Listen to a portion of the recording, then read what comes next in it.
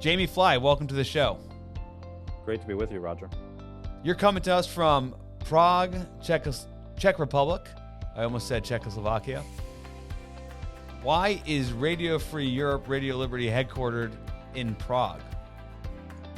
It's a good question. It also tells a little bit about our history. We were in Munich, Germany for most of the Cold War, after we were set up about 70 years ago for many decades. And then after the fall of the Berlin Wall, the collapse of communism across Europe, Václav Havel, who was a Czechoslovak dissident, eventually became president of first Czechoslovakia before it dissolved into the Czech Republic and Slovakia.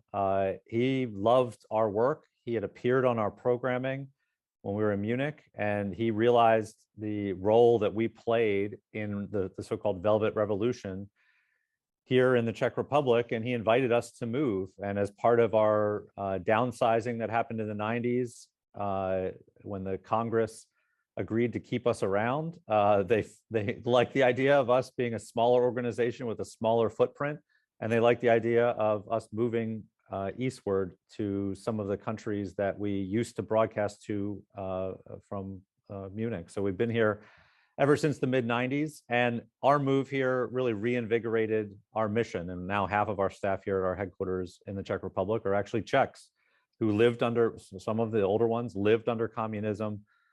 They experienced firsthand the authoritarian system that our journalism is really funded to counter. And so it's given us a new lease on life. And every day, I think it inspires us to be working in this country that is now enjoying several decades of freedom. I want to get back to Havel, Czech Republic, more broadly, the history of the Cold War that you just mentioned. But before we go there, you're known in Washington, D.C. as a foreign policy leader. You've done that in government, working for Senator Rubio, leading Senator Rubio's foreign policy team during his 2016 run for the presidency. You've also worked in Department of Defense and National Security Council and led think tanks like the Foreign Policy Initiative. Is that the typical profile for a president and CEO of Radio Free Europe, Radio Liberty? It's probably a bit unique, but we have had some of my predecessors who've had similar Washington foreign policy backgrounds. We've also had journalists run the organization. It is a news organization, but I was drawn to RFERL many years ago when I first visited Prague, actually as a student, and then later when I interacted with some of the organization's journalists when I was a Senate staffer doing oversight from Capitol Hill. I was always inspired by the mission, and the mission at its core is about ensuring that independent journalism is available to citizens in countries where journalism and the truth are under assault. And that's always been something I've cared deeply about advancing democracy and human rights. And so RFERL's mission is very much a part of that broader fight to advance democracy. And so it's something that fits with my background from that perspective. In preparing for this, Jaime, I kind of was startled how expansive the reach is of Radio Free Europe, Radio Liberty. See that it broadcasts in 27 languages, 23 countries, 600 full-time journalists, in addition to 1,300 freelancers, and then 21 local bureaus. That's pretty big, but not confined to Europe. Did I get that right?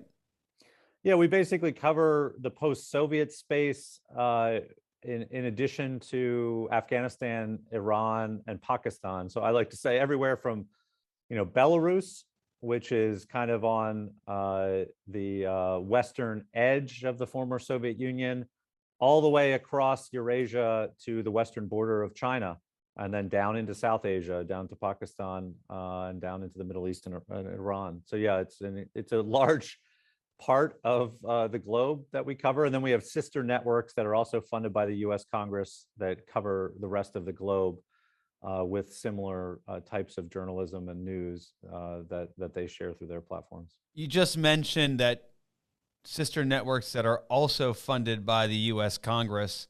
Tell us about Radio Free Europe's, Radio Liberty's independence and at the same time its reliance on government funding? How does it all work together? It clearly creates some complications we'll get into in terms of how you're perceived by the countries where RFE is operating within. Yeah, it's an important part of who we are. We don't hide the fact that we receive an annual appropriation from the US Congress that comes to us right now through a US agency called the US Agency for Global Media, which is an independent agency. That agency has a tradition of playing a role of ensuring that the rest of the US government, administrations as they come and go, or State Department officials, ensuring that they don't meddle in our daily coverage decisions, even when we may be covering a government that, although it doesn't allow freedom of the press, that government might be partnering with a particular US administration. But we are, by law, supposed to be able to cover that government objectively, to not have interference from sitting US officials. And so we have some measures in place. We call it the Firewall, to prevent government officials from meddling in our work. But throughout our history, the source of our funding has at times been controversial. For the first several decades of our existence, we were actually funded by the Central Intelligence Agency. That was only revealed to the world in the 1970s as Congress debated the issue. Post-1970s, reforms were put in place to wall us off even further from the federal government and to fund us overtly, which I think is key. Nothing about our funding is hidden now, the source or the amount. And so our audiences can judge for themselves. But the great thing about us and our brand is that through 70 years in many of these countries, we've built up a loyal following. And we see this even now in the digital age, where brand loyalty is diminished across the entire media landscape. People still know us, they trust our honesty and our objectivity. And that is really key to our success in many of these markets. And we see this with younger generations, not just people who grew up listening to us on the radio 20, 30, 40 years ago. So we'll focus on that in a minute. Brand loyalty, digital age, young people, all that is kind of top of mind as we evaluate an organization that's been around, as you note, some 70 years. But let's go back to this firewall that you just outlined between Radio Free Europe, Radio Liberty, and the U.S. government. Is there an anecdote that comes to mind where RFE was carrying out its mission, telling the story as it is, irrespective perhaps how it reflected on the government in whose country you're operating, and yet the U.S. government really would have liked you have not to focus on that, to have that level of transparency? There aren't many recent anecdotes because, to be honest, at least in the 2 years that I've been engaged at RFERL, the two administrations, the Trump administration and now the Biden administration that I've interacted with, they've been very professional about that. They have understood and acknowledged the importance of our independence. So it's not a routine matter for me as president to be getting requests from US officials. They realize that's not their role. But it comes into play if you just think about that broad group of countries that we cover. Not all of them are potential partners of the United States. There's not a lot of US-Russian partnership, for instance, right now. But in parts of Central Asia, we've now broadcast also to some NATO allies like Hungary, Romania, and Bulgaria. These are countries where there are deep US government ties with those governments. And we report on uncomfortable topics. We expose corruption in those governments. We've done reporting in the last several years in Bulgaria, again, a NATO ally of the United States, that led to ministers having to resign. Those are issues where I'm sure if I was sitting in the State Department handling US-Bulgarian relations, it might not be the best thing for U.S.-Bulgarian relations if a particular minister resigns at a certain point. Well, because you have a U.S.-funded entity, albeit independent, as you've outlined, paying journalists to report, in this case you're describing corruption, within a country that's a NATO ally, partner, security, economic partner. That, of course, is going to create tension and difficulty in the relationship. We've heard about democratic backsliding in some of these Eastern Bloc countries. Viktor Orban, Hungary is one that gets a lot of attention. Have you seen suppression of your journalists in a country like Hungary in the way that we might expect to see from a country with an authoritarian regime? Yeah, given our return in recent years to Bulgaria, Romania, and Hungary, it has been a bit eye-opening, I'll say, as we've gotten back into those markets. We had shut down our services in each of those countries in the years following the end of the Cold War, because the prevailing wisdom was that they were on the path to an independent press. They didn't need our services anymore. But more recently, we were instructed to return by our oversight agency and by the State Department. We don't face the same direct physical threats in those countries, thankfully, that our journalists do in places like Afghanistan or Central Asia, or the direct harassment that they face right now in Russia. But there's been some very disturbing signs for countries that are NATO allies and EU member states. Hungary, it was revealed as part of the Pandora spyware scandal, the Hungarian government was purchasing technology to spy on journalists. I have no evidence that they were spying on our journalists in particular, but that is a disturbing sign in a free society that journalists are under domestic scrutiny. Did Radio Free Europe report on the Pandora revelation?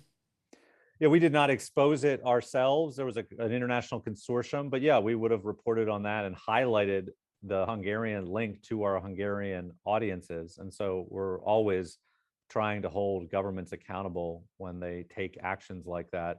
The other thing we need to acknowledge, even about those NATO allies, is there's a lot of external attempts within the European Union, within NATO allies, to pull those allies away from the United States. You see growing Chinese influence in that region. We report on that, expose that. And you've seen for many decades, obviously, Russian influence. And that's also a big part of our mission, is to expose those foreign authoritarian attempts to undermine their democratic progress. And so for all of those reasons, our journalists are on the front lines of that battle and often face pressure from governments. I want to get to from journalism misinformation in just a moment. You mentioned China and Russia and what they're doing. But before we go there, take us back to perhaps the golden age, right? The 1960s, perhaps 80s, where Radio Free Europe really was this lifeline for those seeking freedom in the captive countries during the Cold War. Is that a model worth replicating? How do you look at it and say, okay, there's something there, there's a nugget that's irrelevant today, or different time, different era, and beyond just giving information so people can think freely, the analogy really runs kind of dry? No, I think there is something to the analogy. I mean, obviously, we live in a modern information environment where people get their news and information much differently. Even in closed or closing societies, people have all kinds of access to information for the most part. There are a few countries that are still, North Korea, or we just had a conversation here yesterday about Turkmenistan, where we broadcast to, which has some North Korea-like tendencies where you don't have a lot of information and the government has extensive control over the internet. But that is not the norm across much of the world. So some of the analogy doesn't hold, but the part of the analogy that holds are that people want access to unbiased information. They want access to the truth. People appreciate efforts to break through all the noise and to deliver information that is relevant to their lives, which is what our broadcasters have always done, even going back to the radio days in Munich. People are suspicious of government. People are suspicious of governmental authorities who have an agenda, especially in countries in the post-Soviet space. And so the power of, like we started in the early days, handing over the microphone to people who had recently fled repression and letting them talk to their fellow countrymen and women who were stuck behind the Iron Curtain, that still applies. And we do a lot of that, including here from our headquarters in Prague. The one major difference that started in the 90s is we've been able to go and get closer to the audience for much of the last several decades. We set up those 21 bureaus you talked about. The challenge we're facing now is that those bureaus are coming under assault as we see this backsliding, as we see the authoritarian resurgence. And so just in the last year, we've been struggling to keep our bureau in Moscow open. Our bureau in Minsk in Belarus was raided. We've obviously now lost our bureau in Kabul, Afghanistan, because of the collapse of the government. But we now do a type of journalism for many of our markets where our journalists ideally are living and working side by side with our audiences. So they have the pulse of what they care about and they can serve them more effectively. But when necessary, we do operate from afar and we do circumvent the government attempts to block our signals or to block the internet. And so there are a lot of parallels to the past, but obviously we need to evolve and make sure we're still relevant for our audiences, no matter how they're getting information. I want to jump into a bunch of things you've just outlined. Russia, Belarus, Afghanistan. But before we go there, you mentioned before Havel benefited and relied upon Radio Free Europe when, at the time, Czechoslovakia was a captive country. He, of course, was advancing freedom and so led Free Czech Republic. When he gave that testimonial and said, "This helped me, this institution helped me," what did he focus on? What were the elements that he felt were just essential for someone like a Havel to bring freedom for him, his family, his community, and his country? I think he focused on the fact that we gave people like him and other Czechoslovaks a voice. We gave a voice to the voiceless. We allowed people to communicate with each other, even though we weren't physically, it was illegal for us to operate inside Czechoslovakia, but through the medium of radio, we allowed people like Havel to talk to fellow Czechs and to engage in a conversation with them. And we do that still to this day, now using not just radio, but TV and digital. We often do debate shows. We do talk shows. Afghanistan, we do call-in shows where people can call in from the provinces. We sometimes have Taliban figures now that are fielding questions and engaging in debate with Afghan citizens. And so that's always been a hallmark of our approach to information. And it is a fundamental divide between what we can offer and what state propaganda offers, because state propaganda is one-sided. There is no room for debate. On Russian TV, they don't invite in legitimate citizens who aren't in a staged attempt to curry favor with the regime or to push certain talking points. And so our programming is fundamentally different from what the other options are that many of our audiences are able to access in their countries. You kind of answered my follow-up question, but perhaps we can go a little bit deeper. You talk about Radio Free Europe, Radio Liberty gives voice to the voiceless.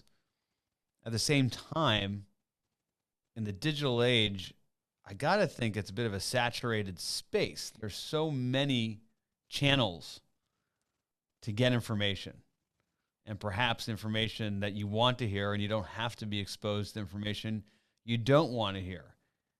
How do you rise above the noise? What you were just saying, I guess, was you invite discussion and debate, which in an authoritarian country you're never going to get. So you're qualitatively different, but you still have to be saddled with this challenge of elevating above or apart from a lot of saturation in the media space.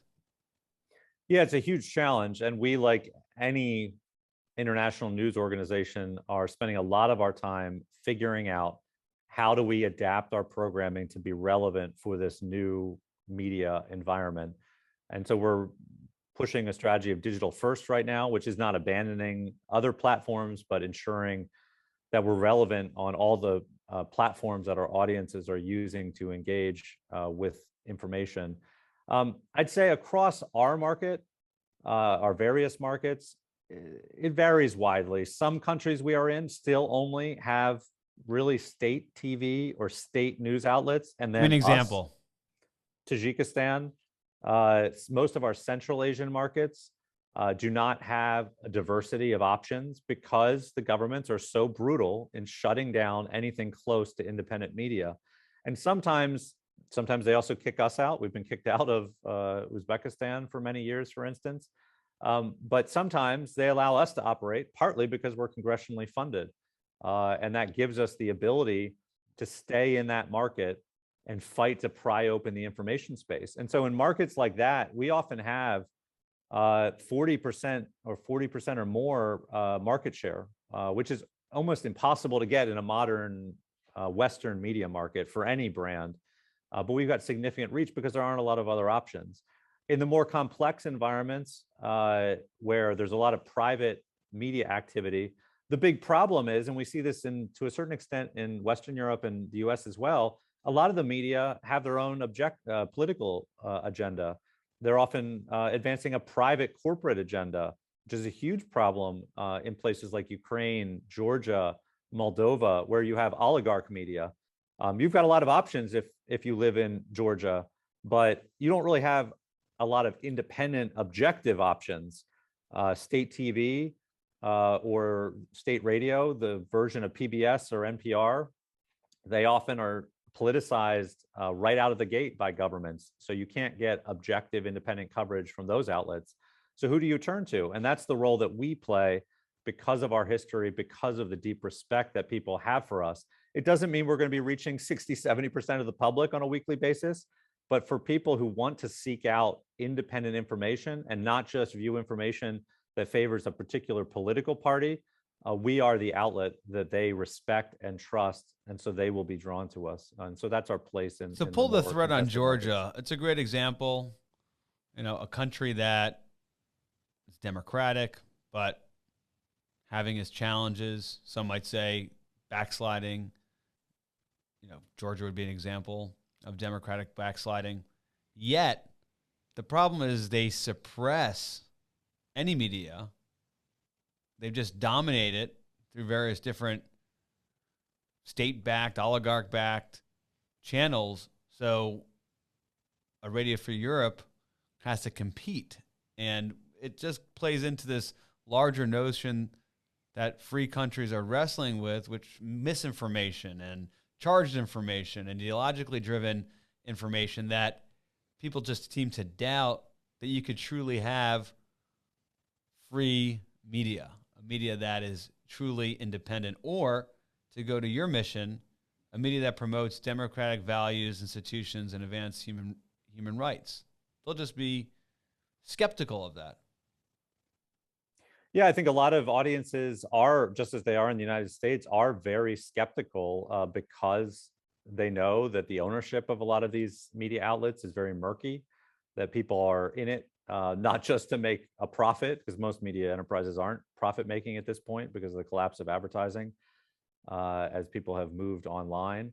And so they know that every media outlet usually has an agenda. And because our funding is consistent, because our funding comes from the US Congress, people know that we're advancing a certain democratic ideal. But beyond that, they know that we're not going in to pick one party over the other. And so we find that is still appealing to a lot of our audiences. The other thing I just add beyond the various debates between the different media outlets and the corporate interests, you got to layer on the foreign influence, the Russians, sometimes overtly, but in a place like Georgia, more likely covertly, funding certain media initiatives, certain digital projects, the Chinese increasingly entering into that space.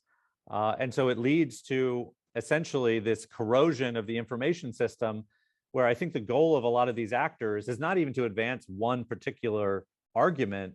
They're just trying to make everyone doubt all the other options. It advances Russia's interest, for example, to just sow division, undermine trust in institutions, like we've seen here in the United States, particularly during our elections, rather than perhaps the old Cold War model where they use the media to try to advance, allegiance to the Communist Manifesto. It's a different approach now where they just try to be spoilers. Is it making you revisit, Jaime Fly, almost a core mission that you have at Radio Free Europe, which is to advance democratic values, but specifically free speech and free press. That somehow it can't operate successfully in this marketplace of democratic countries that border powerful autocratic countries. I mean, quite to the contrary, actually, we think that this is our moment more than ever, because the information system is part of the authoritarian assault on democracy.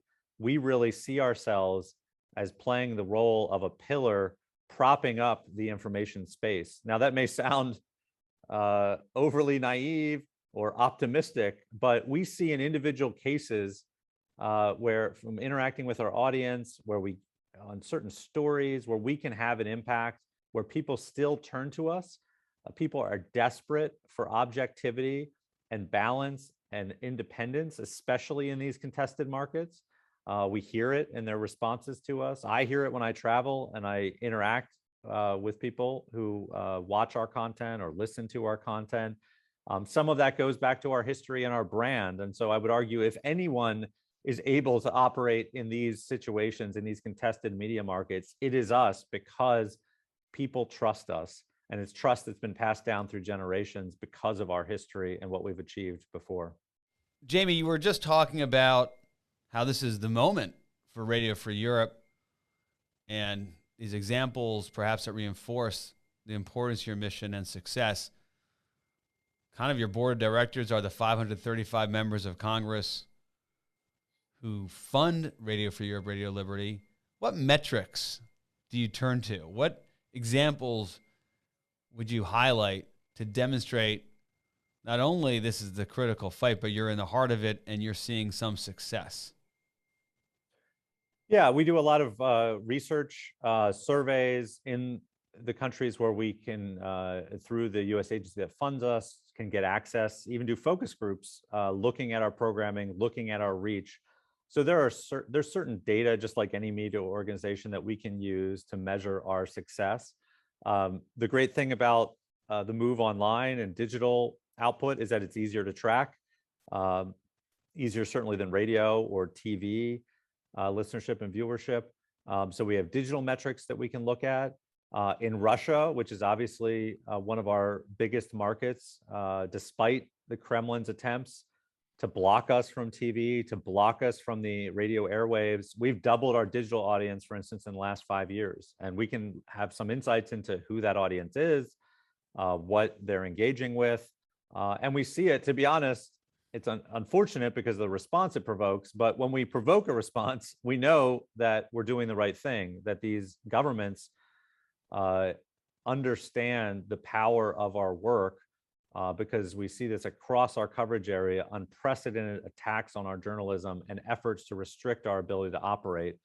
And in a way, that is a metric as well. Right. The apathy. If we were being ineffective, then they would not be responding at all. If they didn't care about you, they wouldn't be shutting down offices or freezing accounts, which we'll get into.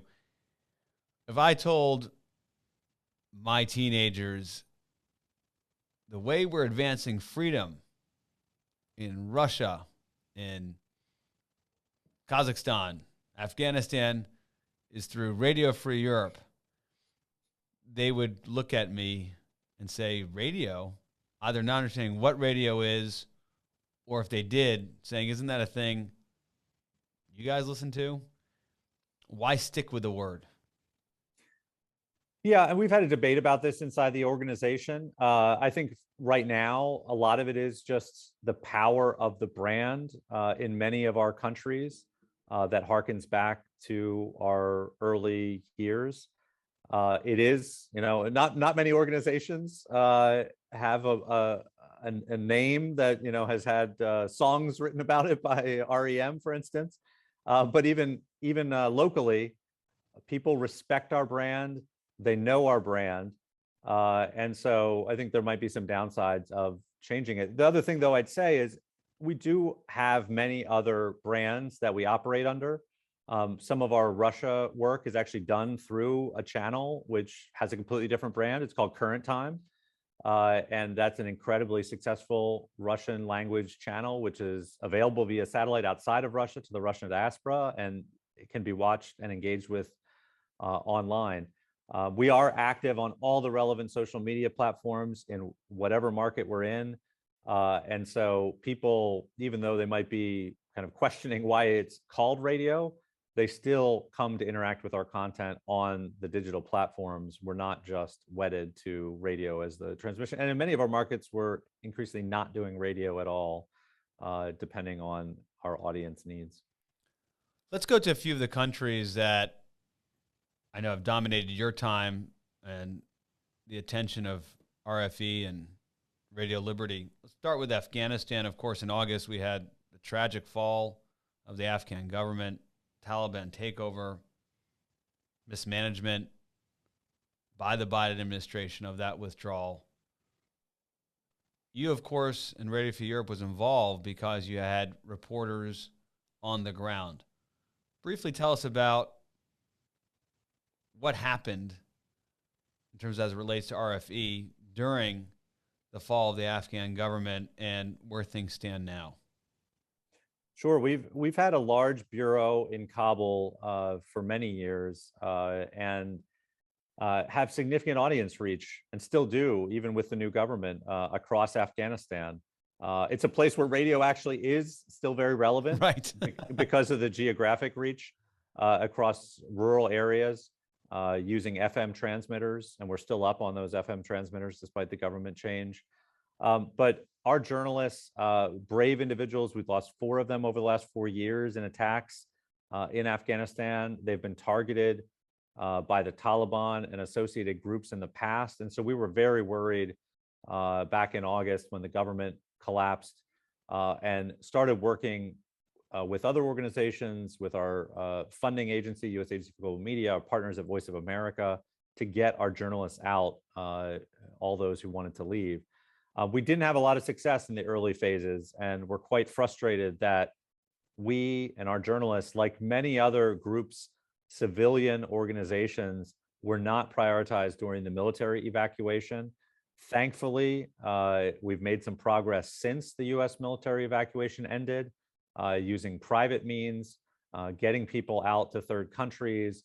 Why wouldn't the U.S. government include RFE, Radio Liberty employees, consultants, those who have been advancing the overall mission in Afghanistan? Why wouldn't they get special immigrant visas and support? Why are you getting privately funded travel to take these people out of Afghanistan? Obviously, the Taliban is going to target them. This is entirely counter to the Taliban. Yeah, we've been fighting for months to get our people access into the relevant U.S. programs. I just say the State Department, I think, was slow to set up categories for groups like journalists who our people are not federal employees, even though we're congressionally funded. And so I think they were behind, and then the government nor is collapsed. A translator for the U.S. military a federal employee, and that seemed to be accepted that they would be included. Yeah, so the category was created shortly before the fall of the government. Our people now, once we get them out, do have eventual access into that resettlement program. But as people have probably seen from a lot of the press reporting, there are tens, if not hundreds of thousands of Afghan nationals queued up waiting to get into those programs now. And so the biggest challenge is getting our people into a safe place where they can go through their processing for eventual resettlement into the U.S. And thankfully, we've been able to do that with about half of our staff. We're trying to get the remaining groups out as soon as possible, but there are so many hurdles for Afghan nationals in these programs. Many don't have travel documents. And right now, Taliban and even other third countries will not allow Afghans who do not have passports to leave the country, which is a huge challenge in a country where very few people really even saw the need for a passport prior to the collapse of the government. So we're working through all of those issues. One more in Afghanistan, zooming out a little bit to this broader situation. Has the nature of the stories they're reporting from Radio Free Europe on Afghanistan changed? What I mean by that, with the Taliban takeover, we get these stories of the return of the Taliban regime and what it means for women, children, political institutions. Are you seeing those stories coming out from your reporters on the ground? Yeah, our reporters, even though they've faced a lot of challenges, we've faced threats and harassment, they've been doing incredibly brave reporting from the ground, covering the issues that Afghans are debating in the wake of the Taliban takeover. We have not changed the format or structure of our programming at all, despite the fact that there's a new government that has certain views about music, about women appearing in programming. And so we have made no accommodations for this new government. And we have received some threats and warnings from the Taliban about that. But as of right now, our signals are still going out. All of our radio programming, 12 hours a day, is being broadcast. And we'll just have to see whether the Taliban live up to their broad promises that they've made about allowing media to operate. I obviously am very skeptical about their intentions. But for now, we're able to continue to reach the Afghan people. Let's move from one radical regime now to the autocratic regime that is Putin's Russia. Tell us a bit about your challenge in reporting in Russia, and specifically how they have sought to freeze your bank accounts for Radio Free Europe, Radio Liberty in Moscow. Is there some sort of view here that you guys, that is RFE, are no different than, let's just say, RL, the Russian media arm that operates in the United States? My sense is U.S. hasn't frozen their bank accounts. I'm not aware of that, but certainly view them as a propaganda arm of the Putin regime. Take me through what's going on the ground in Moscow. Yeah, so we've been obviously broadcasting and serving the Russian people for 70 years. And even at the height of the Cold War, even during the Reagan administration, we were able to work with journalists on the ground inside the Soviet Union. We had freelancers that worked for us. We didn't have a physical bureau until 91, when we were invited in by President Yeltsin, who famously said, "I no longer distrust you," he said to one of our reporters, and then proceeded to invite us to open our physical office. So we feel it's important to be able to report about Russia for the Russian people from inside of Russia. But ever since Vladimir Putin has come to power, he has targeted us, tightening the screws, so to speak, on our operations inside Russia. We've been designated as so-called foreign agent media for the last 4 years. And initially that didn't mean much, but now the Russian state has added all kinds of requirements to our ability to continue to operate.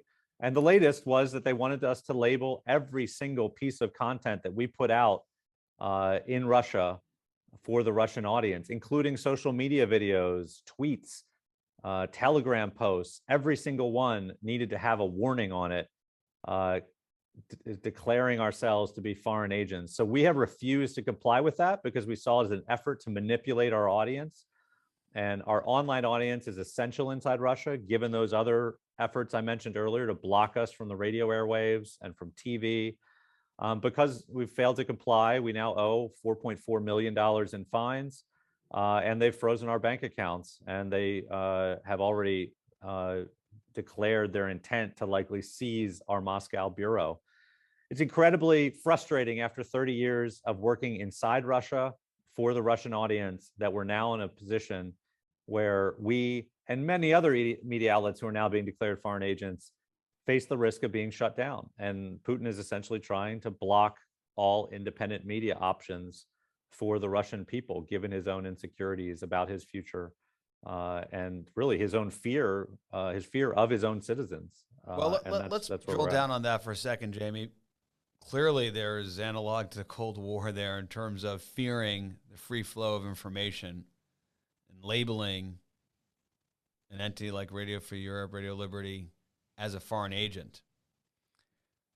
But let's just round out this approach and explain why it's completely legitimate.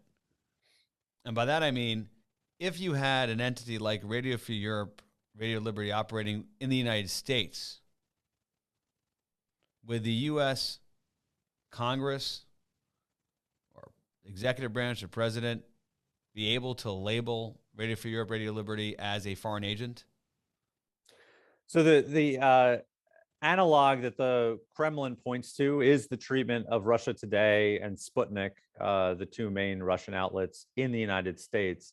And we do have a Foreign Agent Registration Act in the United States that mainly governs the work of lobbyists and people who are pushing the agenda of foreign governments in Washington. It was expanded years ago to include foreign-funded media as part of, in response to congressional concerns about hostile foreign actors' use of these outlets to spread propaganda. However, the main distinction is that in the United States, RT and Sputnik are not forced to label every single piece of content they put out. No one is raiding their office right now. No one is labeling their individual journalists as foreign agents, which the Russian state is now doing to our journalists in an attempt to force them out of the industry. And no one is trying to shut down RT and Sputnik in the United States. They have multiple bureaus. RT is available on any satellite package you want to get in the United States. Sputnik has radio deals, including in the heartland, in Kansas City, Missouri. You can listen to Sputnik radio if you as an American want to do that. We are blocked from all of those ways of engaging with the Russian audience and have been blocked for many years. So the Russians like to use the argument of reciprocity. We're just doing the same things to you that the US government is doing to RT and Sputnik, but it's just fundamentally not true. Great response. Good detail there, Jaime. One more country before we have to end our conversation and move to the lightning round. Another authoritarian sitting in that same neighborhood, Alexander Lukashenko, who recently was, I could put air quotes here, reelected as leader of Belarus. How has he responded to Radio Free Europe? I think it's another example where you have an authoritarian working really hard to intimidate and suppress the work you do. Yeah, it's been a tough year for our team, both in Belarus and those who work here in Prague to serve the Belarusian audience. Lukashenko had a fraudulent re-election. He tried to run up his margin so significantly that the fraud was readily apparent to anyone who was watching in August of 2020. And the Belarusian people responded. Yeah, they protested in the streets in Minsk. Yeah. Massive protests, angry protests about what he tried to do to hold on to power.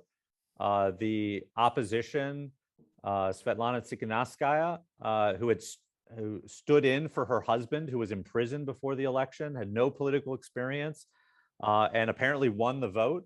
She eventually had to flee the country under pressure, and now she leads that government in exile, essentially. So it's been a tough year politically. And in response to the protests, what Lukashenko did is decide to crack down on pretty much anyone who had anything resembling the work of a journalist. If you live streamed a protest, you got a prison sentence. We had journalists who went out on the street and just happened to be near a protest. They actually weren't even covering it. They would get arrested, thrown in jail for 10 days. One of our consultants, social media consultant doing digital work, was actually arrested prior to the election, Ihar Losik, and he's been in prison ever since. And they now are putting him on show trial. There's been a brutal crackdown and criminalization of journalism inside Belarus. Many of our colleagues had to flee. Our bureau was actually raided in August by the Belarusian authorities. And so we're now operating mostly from outside of the country because of the pressure. And it's a frightening vision of what countries like Russia, I fear, could become if this trajectory continues of a tightening of the media space and a crackdown on journalism. In Belarus right now, essentially it is illegal to be a journalist. Doesn't matter what you say as a journalist, you cannot be a journalist and cannot report unless you work for Belarusian state TV. And so it's an incredibly frightening landscape that we see right now in Belarus. Well, all the more important the work you're doing. Last question before the lightning round, and it's really trying to tie this conversation together. What is more difficult for Radio Free Europe, Radio Liberty, you, Jaime Fly, leading that organization? Countering the disinformation in democratic countries that are being undermined by autocrats, or penetrating these autocratic countries and speaking to those people who want freedom, who want to get the truth and the true stories in their countries? What's the greater challenge? It's a good question. I think, to be honest, it depends on the market, but I think maybe engaging in at least partially democratic countries is more challenging. And I say that because when you look at some of the authoritarian governments that I mentioned earlier, like in Central Asia, when they have such a tight control on the information space, it creates a hunger amongst the population for alternatives. But in democracies, many democracies, we have the opposite problem. We actually have too much choice in many senses. And people then, I think, get numbed by the options that they have. And it's harder to break through. And people get sucked in, just as they do on social media in the US, into their stovepipes of information, where they rely on information that maybe just reinforces their pre-existing views rather than challenging their own perspectives. And that's also then how disinformation, conspiracy theories can fester. So a lot of the democratic countries have incredibly complex media ecosystems that I think any news organization, and especially one with our mission of objectivity and balance, find it really difficult to operate in. Whereas in those authoritarian states, I find it's very similar to the Soviet Union and other countries we operated in during the Cold War. People are hungry for the truth. People are hungry for objectivity, and it's much easier to attract that audience if you can access them. Sure. Given these access controls that always get applied. Fascinating response. One that I guess I understand, but wouldn't have anticipated when we started this conversation. Certainly, President Reagan always felt advancing freedom at home and abroad complemented one another. And that really was a core objective of President Reagan's administration, an important legacy item, which we talk about a lot here. Let's go to the lightning round. Jaime, this is where we ask our guests to share with us their favorite book on President Reagan, favorite speech by President Reagan, and favorite Reagan quote. Give us all three, two, or just one. Yeah, so for favorite book, I mean, I obviously love the Reagan Diaries and anything written by Ronald Reagan, but one book I came across recently, I'm not sure it's Reagan Institute endorsed, but it's The Heart of a Great Nation, Timeless Wisdom from Ronald Reagan, which is a collection of Reagan's speeches. And I was excited when I saw it come out because the foreword to it is written by my old boss, Marco Rubio.